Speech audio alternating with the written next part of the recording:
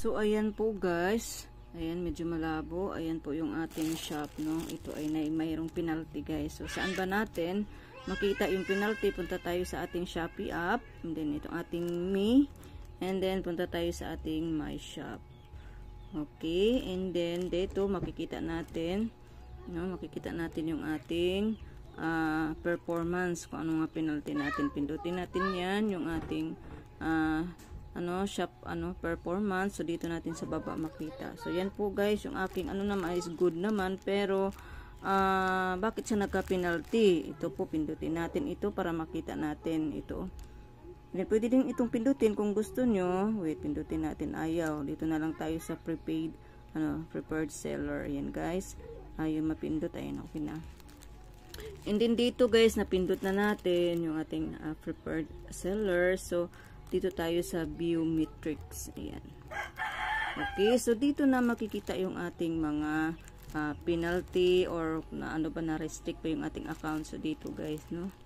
Dapat yung order dapat may nakalagay diyan. Net order 37 lang po ang nakuha ko, dapat 50. So hindi ko nakuha yung bali quota or ano bang tawag diyan.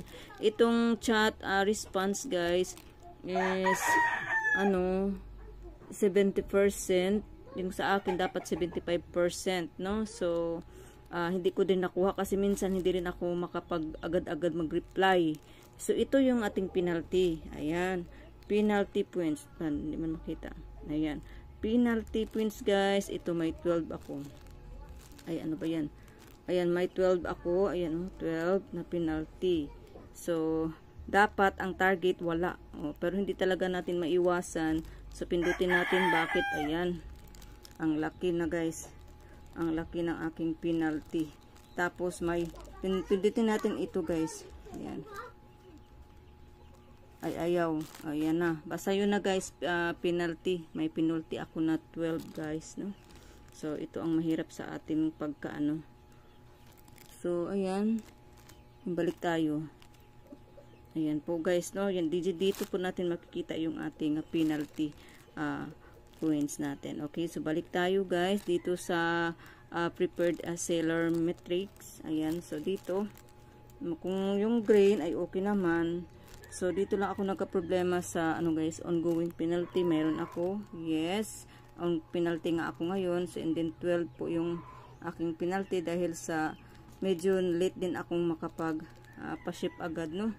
Ito yung aking mga target dapat na mga response ngayong mga seller na yung bang nagre-rate ka sa kanila. So yun, then dito dapat 50 dapat yung mga nag-order, pero wala ako guys. Hindi naman natin mapipilit din yung mga so 37 lang po yung aking nakuha dyan. So yan lang po guys, dito natin malalaman kung ba natin, kung saan ba natin makita yung penalty points din.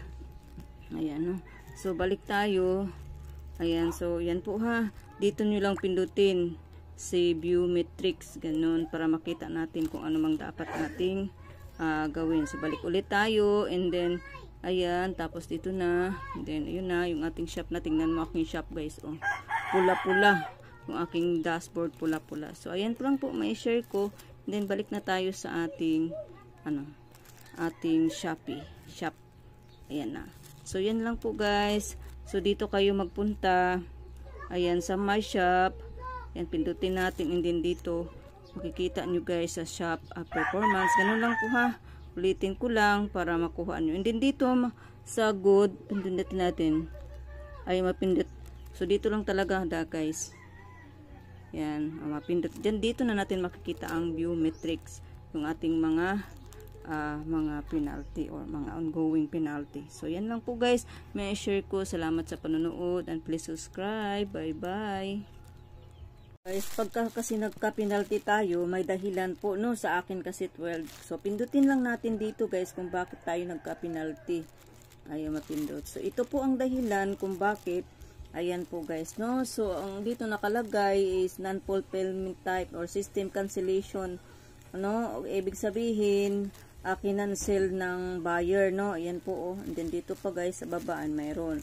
So, isa po yan sa makapagbibigay ng penalty sa atin yung pag-cancel ng product. Tayo mismo ang nag-cancel ng product or di kaya si Shopee or di kaya na late ng shipment. Isa din sa mga dahilan kung bakit tayo magkaroon ng penalty. So, ang dami kong penalty dito guys, isa-isahin natin. Ganon. So, na late guys, ito na late din ng pag-shipment or ano, dapat kasi yung ang shipment niya dapat bukas agad, no? Ito 30 na order siya ng January, and then pagka dapat bukas ay pagka dapat ma-shipment na siya, pero hindi po kasi nga